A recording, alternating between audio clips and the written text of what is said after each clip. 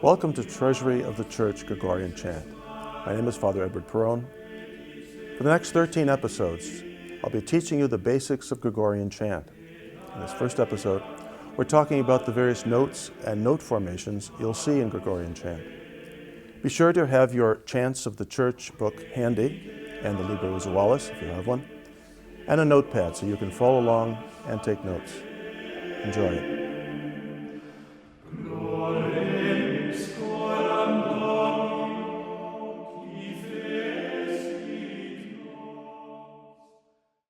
Welcome to Treasury of the Church. This is the class in Gregorian chant. I am pleased that you could be here and make it today. We are going to be giving an overview of all the fundamentals of Gregorian chant. So the object of this course will be that at the end, you'll be able to read the chant notation and feel comfortable with it. Now, we are going to be using a textbook that is an actual practicum book or a useful book. It's called Chants of the Church. It's still available. It's a reprint of a book that was published by de Clay in 1953. I will refer to this book, but any other chant books that are published by Solfège will be also useful. The Libro Usualis is the most common book collection of Gregorian chant repertory. This is nicer because it's a little shorter. It's not so cumbersome, and it does have English translations under the text of the Latin. The first thing I want to say about chant is that, unlike other music, chant is exclusively for worship. It is sung prayer. So if we don't get that, then we miss the reason for the Gregorian music. It is not intended for concert performance, although concerts have been done of Gregorian chant, and of course it's helped its popularization. But it's essentially liturgical music. It's meant for the Roman Rite, and we need to learn the proper manner of performance of this music because it's different from modern music. So I'm going to begin by using the introduction to this book because it is an introduction to Chant Technique, and explain all of the elements that are going to be used in our reading and singing of the Gregorian chant.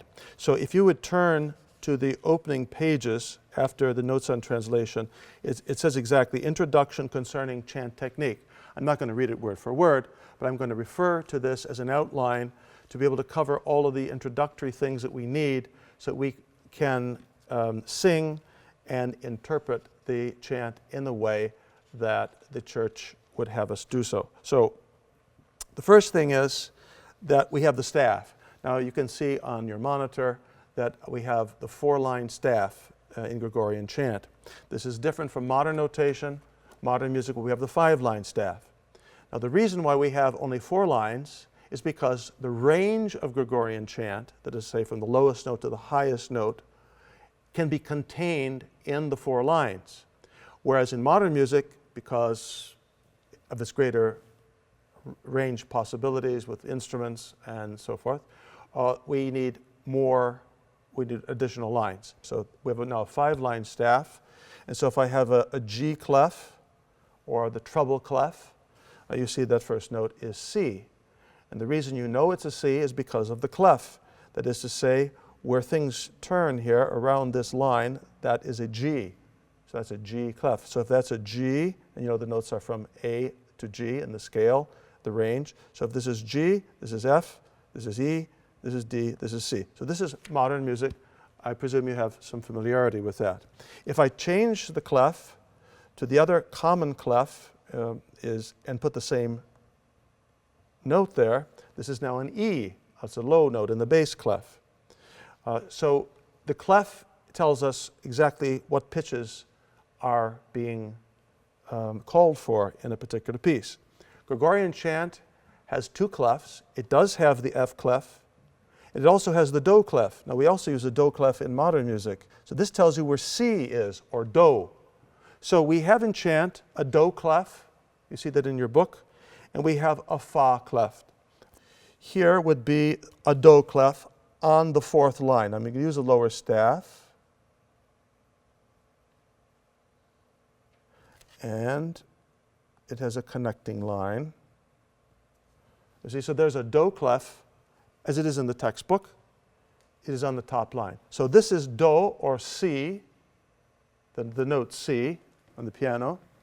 All right? That's that pitch. In this case, it would be the upper note. So if I'm going to write a pitch there, there's a C. That's this note here. So if I go down, this is now a note below, it's a half step below, and so forth, going down. Now, the solfeggio system is used in Gregorian chant. We don't ordinarily call them C, D, E, F, G. We call them do, re, mi, fa, sol, la, si, do. And we don't say T on the 7th degree, but Si, S-I. So it's do, re, mi, fa, sol, la, si, and again repeats do. It can go on and on. So in the piano we have do, re, mi, fa, sol, la, si, and again repeats do and can go up as far as we like. So let me make the fa clef for you now. This will tell you where the note fa or F is. You see that it has an extra note, as it were, to its left. That's like the letter F. You know, when you cross the letter F, you have that little extra line in it. And the do is like a C. You see, the do clef is like the letter C. Like a letter C, and this is like the letter F. So that's how we remember these two clefs. Now, so every piece of music in Gregorian chant has to have a clef in the left-hand margin. Now, if you just flip through the book, for example, now I'm on page 23 at random. You see there's a Gloria for Mass number 9. And you see the beginning of the Gloria. It tells you in red, this edition has red, the one you buy now is only black and white. But in any case, you see a Roman numeral 7, and then you see a capital G in the margin for Gloria. And you see the first thing that greets you is the clef. Those notes are not sung. That just tells you that that's Si or Do.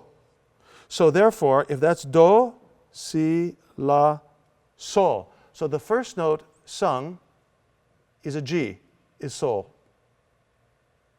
Now, without making things very complicated, let me just say we are using what we call a movable Do, because I can speak of Do, Re, Mi, Fa, Sol, La, Si, Do.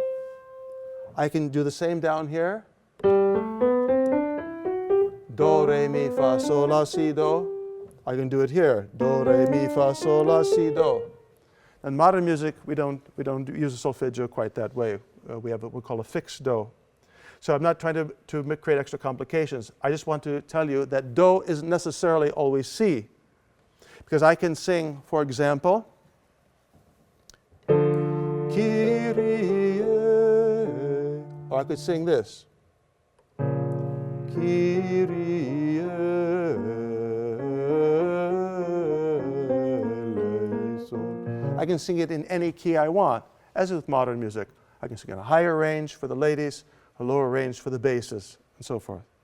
So when we say do, re, mi, fa, sol, la, si, do, we are using the solfège system, which only tells us the relative distance from one pitch to the next.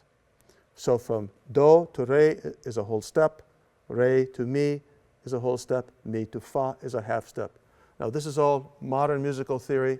You don't need to know that to be able to sing this at the level that we're working. But a musician will need to know that. He will need to know that we can sing this in any key. So this first note is a sol, right, in the Gloria, but it doesn't necessarily have to begin on G. We can start in any pitch we want, but it has to be then the fifth of the scale. If I wanted to do it in this key, Gloria, I want to sing it here, Gloria, doesn't make any difference. So we can, just to look to the other page, across the page 22, And you'll see the Kyrie for the same Mass, 9. You'll see the Do clef on the top line. So now Do is up there. You see it? All right.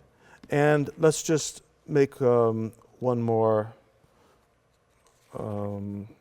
random look. How about page 68?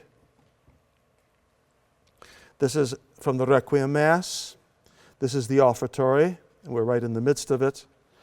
And you see the word Tartarus, but in the margin, you see the Fa clef, yes? So if that's F or Fa, one note lower is Mi, right? So the notes would be, if I'm going to play this on the piano,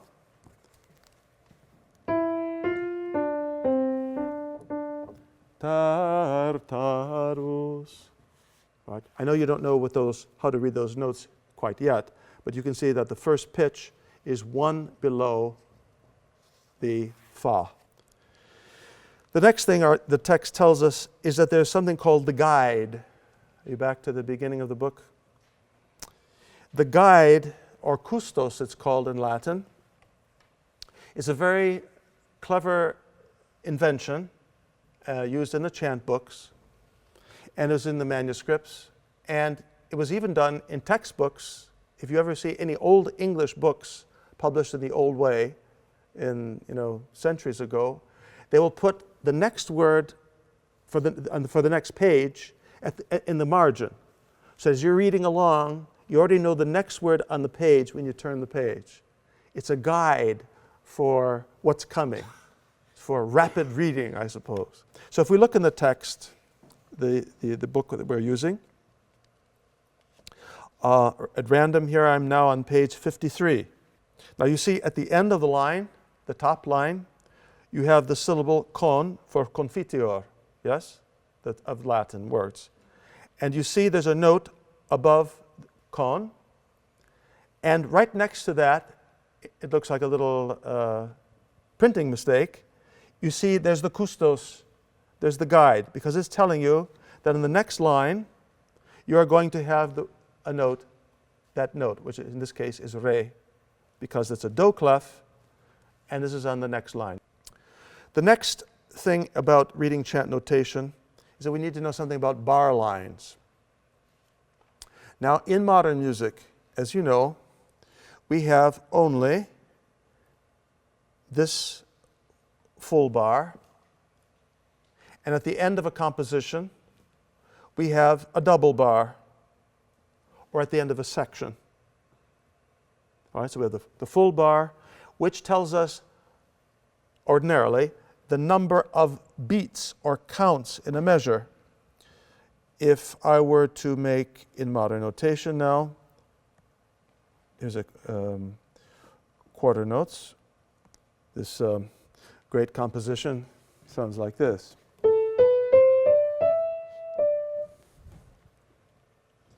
So the bar line there tells us that this is 4/4 time. It tells us there are 4 beats in the bar. 1, 2, 3, 4. 1, 2, 3, 4. This is modern notation. I presume you are familiar with that. So that's what the bar line tells us. This is not the way it is in Gregorian chant. The bar lines do not tell us the number of notes or the number of beats, counts, between bar lines. It doesn't tell us this at all. They are rather like punctuation in speech.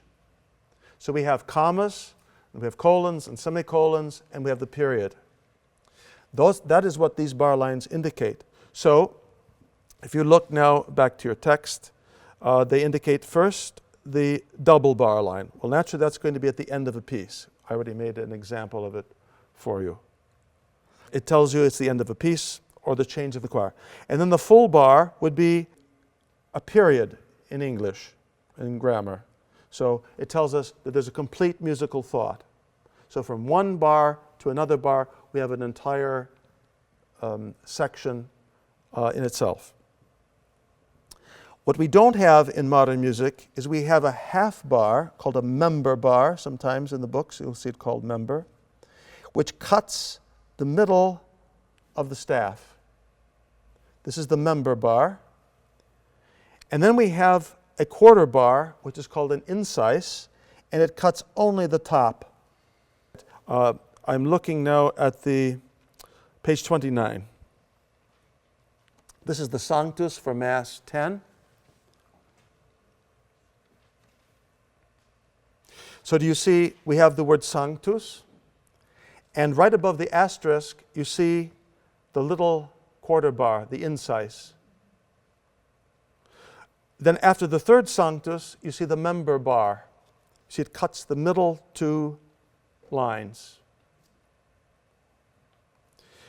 At the next line we have the word Sabaoth, and you see a full bar. And going down to the end of the piece, Hosanna in excelsis, we have the double bar.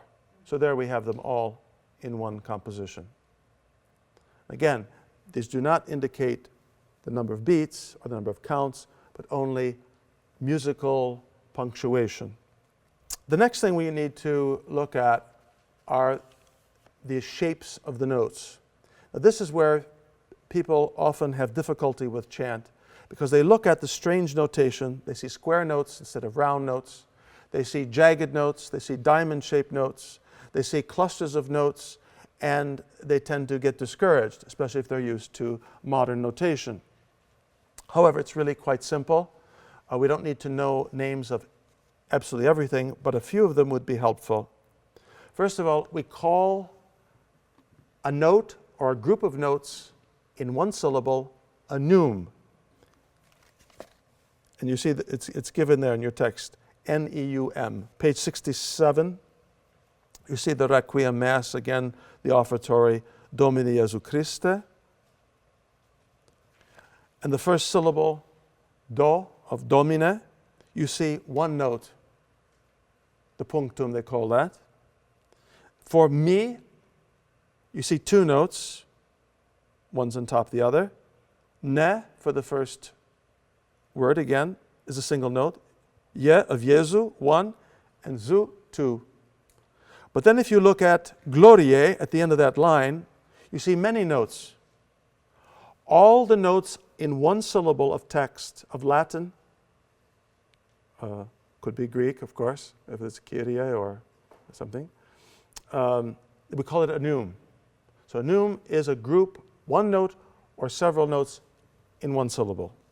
So we need to have a little bit of grammar, a vocabulary here, so that we can identify what these neums are. They have different shapes. The punctum is the single note. There's one on the second line, there should be one on the space, and so forth. So if I have, let me make up something. I think of something. No, I sing a chant for you. Ecce panis angelorum. You see, every syllable had a note. Ecce panis angelorum. Only one note. So each of those would have a punctum. All right? It would have a note just like this. One note per syllable. We call such a chant syllabic chant, because for each syllable there's only one tone. Examples of that. Ecce panis angelorum, or the one that I sang, is in this textbook. It will be found on page 95. This is a communion piece. It's actually part of the sequence for Corpus Christi. It's an excerpt from it. You see 95 at the bottom. Ecce panis angelorum. See every syllable. Ecce panis angelorum factus cibus viatorum vere panis fii liorum. Fi has two notes. Otherwise, every syllable has only one tone. We call it a syllabic chant. Each one has a punctum. Now, if the note is inclined, if it is a diamond-shaped note, behold the diamond-shaped note, we call it a virga. It makes no difference in the singing if it's a virga or a punctum. The difference was made because they used pens in those days with a blunt end, which they dipped into the ink. And if they turned the hand, writing quickly, then they have it was an inclined note, right? The note became a diamond note. So that's the origin of it. When you sing it, it makes no difference at all. So, punctum and virgula. Now, this is where things get a little bit complicated, and we have clusters of notes. We have, first of all, the podatus, which is two notes, one above the other, and they are sung in this way: lower note first, and then the upper. So, when you sing it, you will sing first the low note, then the upper note. So these two notes are a third apart.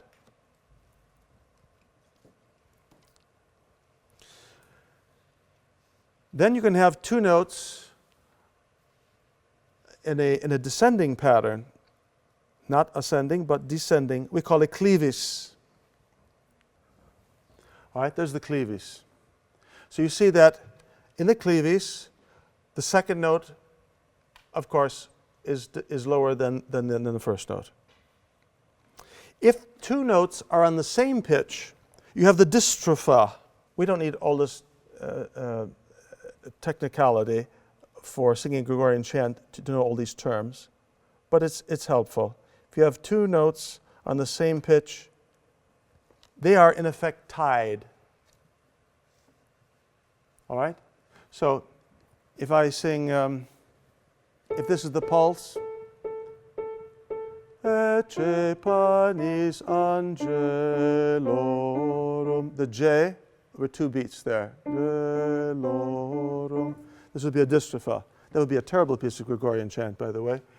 So those are the possibilities. We have dystropha, and we have bivirga. We have two virgas which are joined together. So this is this forms our introduction to the notation. There are several more notes, types of Neumes to master. We have the torculus. The torculus means there's a note pressed in between. You see that the second note is higher than the first and the third. Do you see the pattern in the text given of the torculus? Then we can have the middle note here in the torculus is higher than the other two. You can have the opposite, another would be like a caret. We'd have the opposite now, like a letter V, the porrectus. The porrectus means something stretched out, you see. So there are three notes here, even though it looks like there may be many. It looks like there's a slide down. Then we have the ladder. The climacus is a descending pattern. We have only a few more to master in this first session. And that would be ascending notes, a group of ascending notes. So we have the scandicus. The scandicus is a group of ascending notes. That's actually what the word means, scandicus, an ascending group. So you see in this text here we have three ascending notes at the top of the page.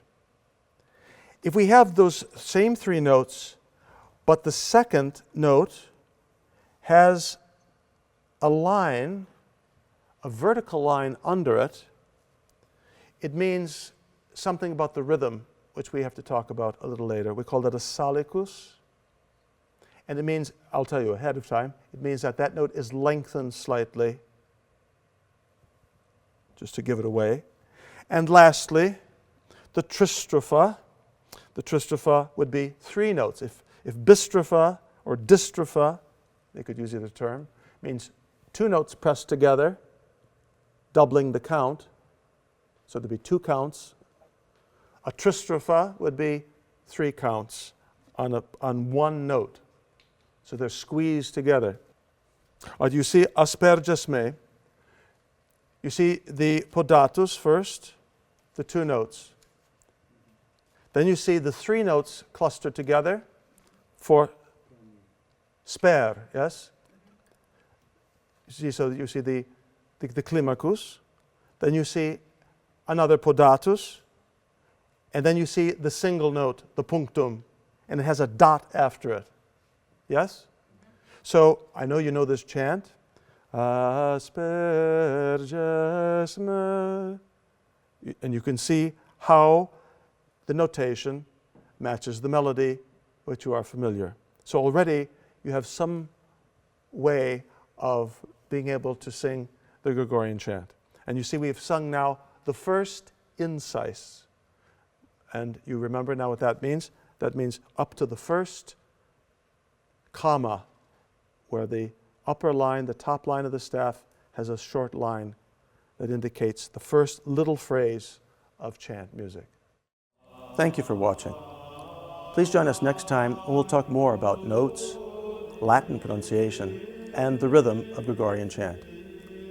I'm Father Eduard Perrone. God bless you.